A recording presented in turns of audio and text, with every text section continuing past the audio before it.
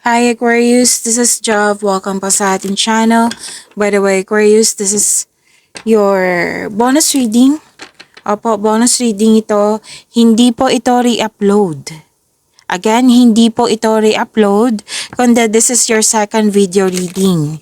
Tungkol po sa inyong first half of the month of February, from February 1 to 15, 2026. Gamitin ang reading na ito bilang gabay lamang. Tandaan Aquarius, ito po ay general reading.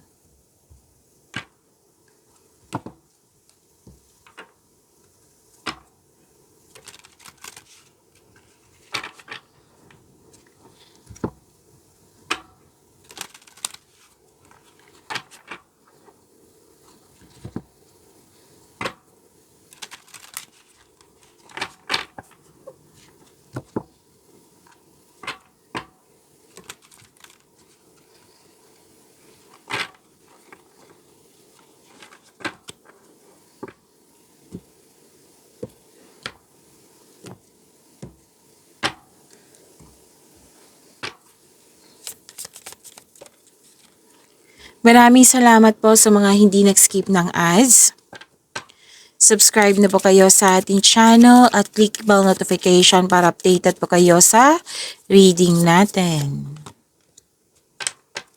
Para sa mga gusto magpa-reading po, comment po kayo ng personal reading and check my reply sa comment section. Aquarius.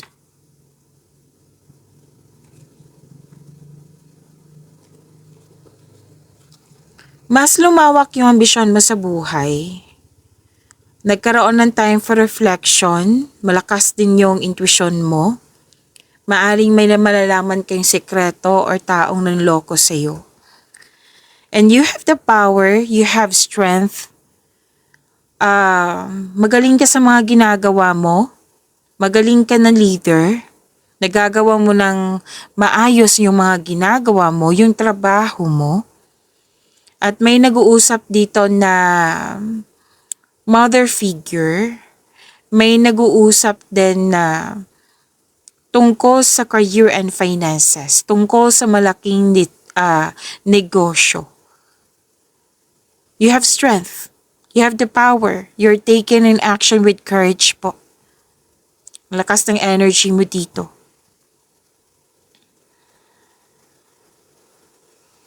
Okay, may inisip ka dito eh. Pwedeng loss of connection, loss of things, or loss of opportunity. I believe nangyari na ito. Na bitbit mo hanggang ngayong first half of the month of February. So, kailangan mo sanang i-release ito. Kasi nakita ko dito, nalungkot ka sa loss of connection, loss of things, or loss of opportunity. At pwedeng nalungkot or worried ka. So, you have to let this go. Magtiwala po kasi may nakita naman ako dito, you have strength, resilience. Okay?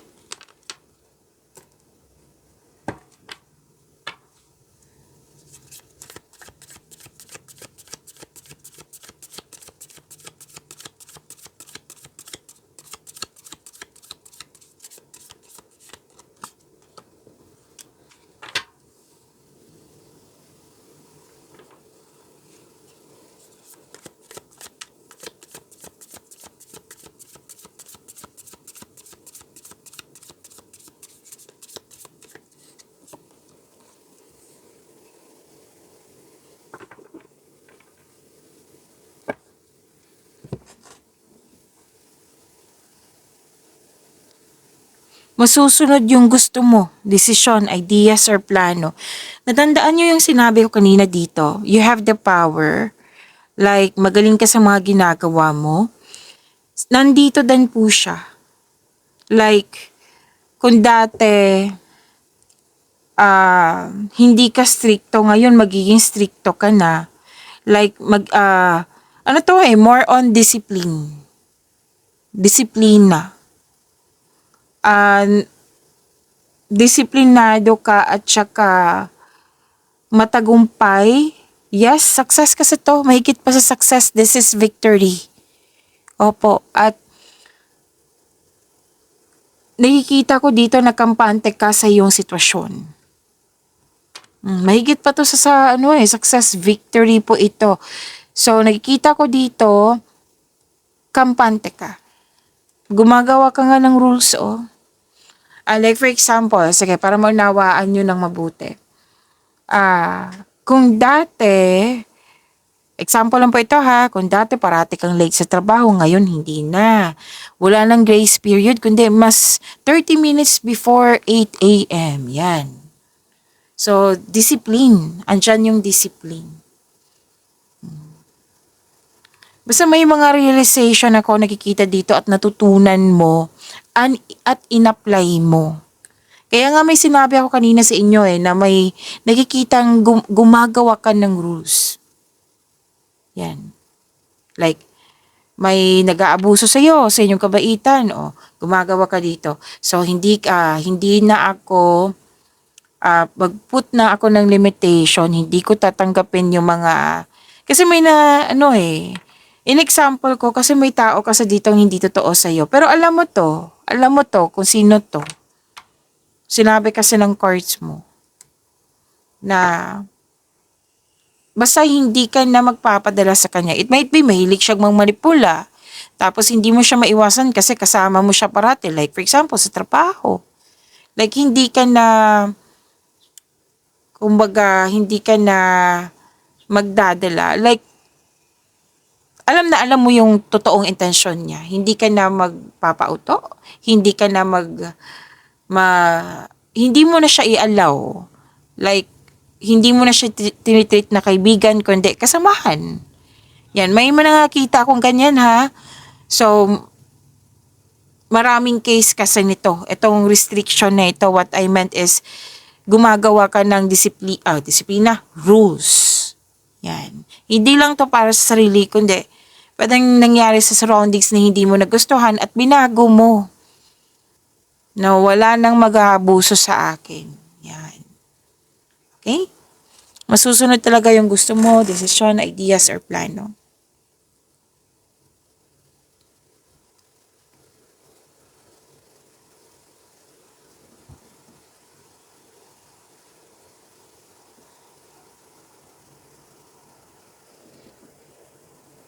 Okay. Gumagawa ng rules kasi you want growth. You want expansion, which is nangyari naman. Kaya ka nga nagtagumpay Oo, so growth and expansion andito po. Ang ilan, nakikita ko dito na ginagawa pa para magkaroon ng growth and expansion. Pero most of you, andito na yung tagumpay. Ito na yung resulta sa inyong growth and expansion.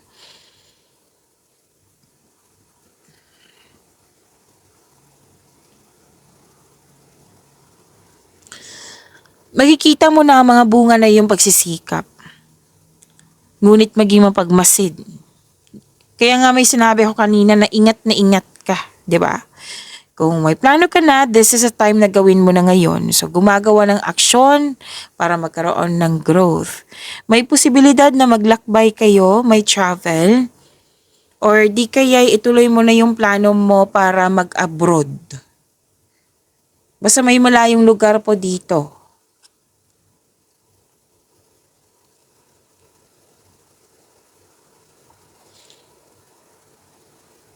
Okay. Abroad, pwedeng bakasyon, pwedeng travel para magbakasyon. At may nakita ko dito magpa-participate sa group activity. Gathering with friends, mga taong malapit sa iyo. Oo. Activities. Yan. And by the way, happy birthday, Aquarius. Okay? And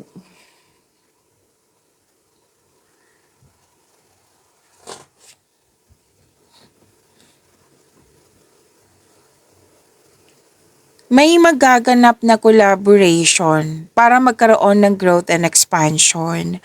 At kung may-ari ka ng negosyo, nakikita ko dito dagdag empleyado. Or di kaya'y na-hired ka as dagdag empleyado.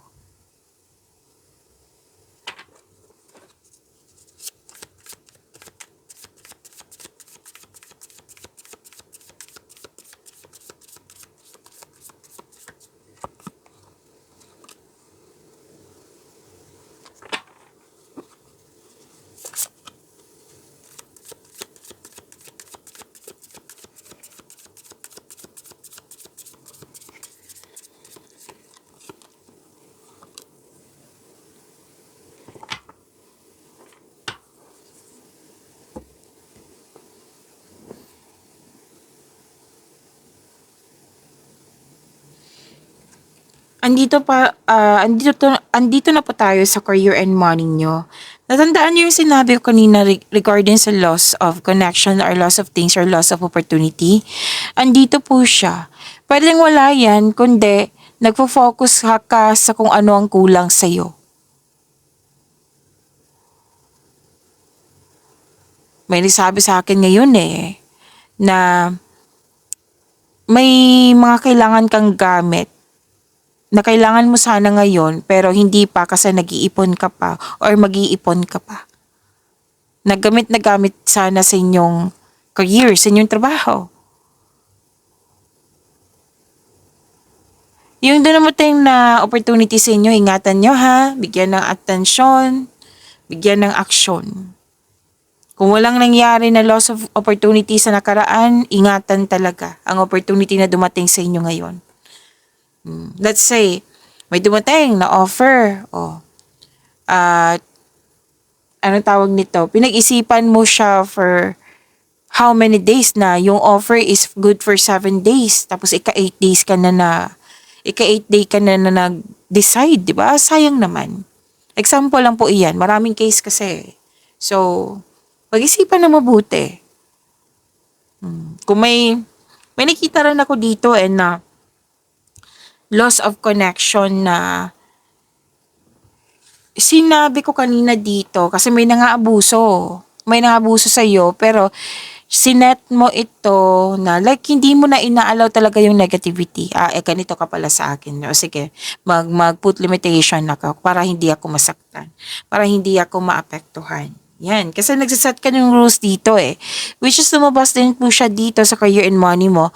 Loss of connection, pwede din hindi mo na siya kinakausap. Like, trabaho na lang kayo dyan. Na, like, dati, parati mo siyang kausap, pero ngayon, you really talaga trabaho. Kakausapin mo lang siya if about trabaho. Hindi lang sa mga personal life, kung ano man yung mga gawain nyo. Basta may malaking pagbabago. Nag-decide ka kasi dito. Pwedeng nagtampo ka, Aquarius. Oo, kasi si Aquarius is totoong tao to Ayaw niya sa mga taong mapanlamang. Oo, ayaw sa mga taong mapanlinlang. Ayaw nila talaga. So, naintindihan ko naman ni Aquarius, which is good naman ang nakikita ko dito kasi you're not allowing negativity. Ayaw mo sa mga hindi totoo sa'yo kasi mag-create yan ng blockages which is good naman. Kasi gusto mong i-maintain yung energy mo. Which is tama nga naman.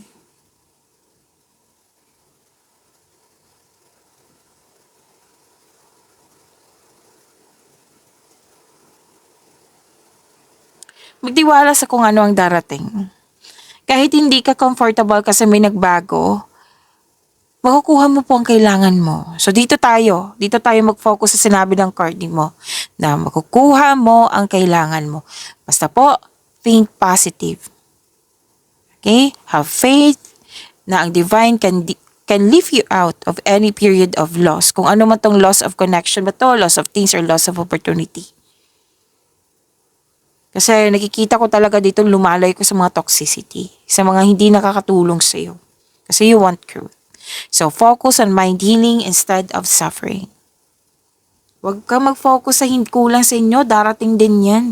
Sinabi nga ng card nyo kanina, di ba, na makukuha mong kailangan mo.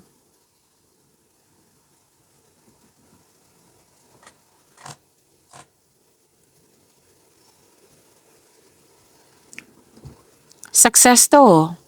May victory, success din dito. Wow. New doors opening. Collaboration pa rin. Yung sinasabi dito from here to here. Expansion pa rin. Expansion pa rin. May parating na opportunity. Nagkaroon lang ng hesitation. Kasi it might be hindi ka pa ready. Tandaan niyo po, mawawala po yung hesitation, doubt, fear kung meron kang konkretong plano. So, gawa ka ng konkretong plano. You have to move forward. Kasi nakikita ko dito, gusto mo itong opportunity na ito. Kaya lang mas nangingibabaw yung hesitation, fear, doubt. It might be lalabas ka ng inyong comfort zone kasi this is about growth.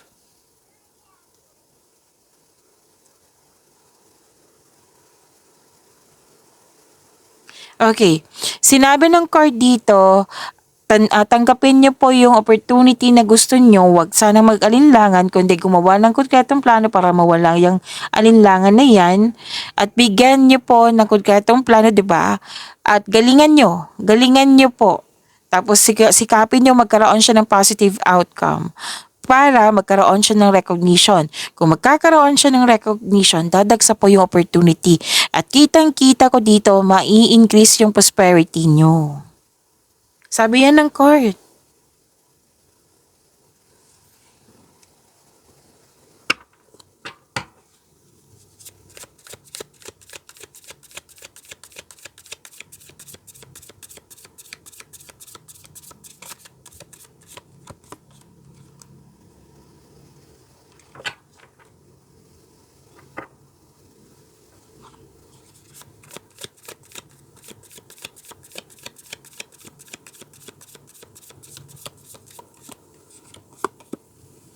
Okay, I don't read reverse card ha. Tandaan niyo po iyan.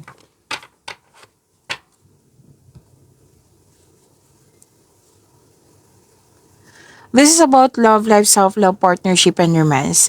By the way, huwag niyong kalimutan na mag-subscribe sa channel natin at i-click yung bell notification para updated po kayo sa reading natin. Marami na kayong February video reading ha.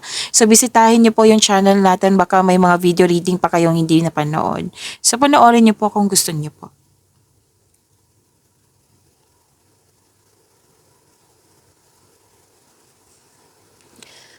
Stop overthinking. Nag-overthink na kayo dito. Parang sunod-sunod na tong overthinking na ito, Aquarius. So, sana'y ma-overcome nyo po ito. And kung hindi nyo kaya, baka kailangan nyo ng kausap or mag-journal. So, help yourself. Okay? Baka kailangan nyo ng kausap. So, dapat piliin nyo po yung kausap nyo yung nakakaintindi sa'yo, yung may experience sa buhay. Yung magbibigay ng wisdom message sa'yo, yan, makakatulong yan sa'yo. Pero kung ayaw nyo, kung may stress issue kayo, then gawa kayo ng journal or diary. Malaking tulong niya ha. Na-realize ko, the adult na ako, na-realize ko na malaking tulong talaga yung journal. Kasi malalaman mo malalaman mo yung sagot sa mga katanungan, solusyon sa problema, mas makilala mo yung taong concern mo, mas makilala mo yung sarili mo, andyan yung sagot, andyan yung solusyon. Nakakatulong talaga yan. Yung lahat mga sa isip mo, mapupunta kasi sa isang pahina. Make change. Tulungan niyo po yung sarili niyo. Single ka man, may relasyon sa buhay mag-asawa. May conflict dito, so communication is the key.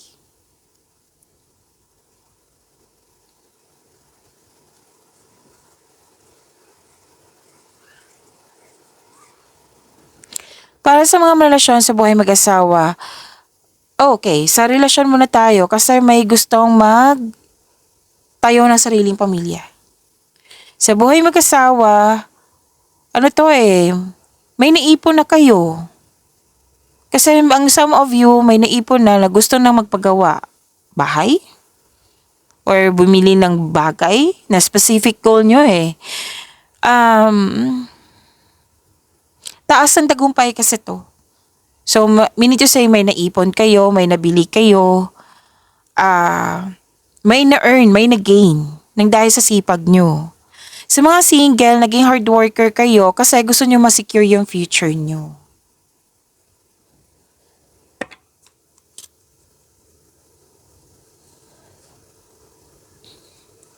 At sabi din dito, okay.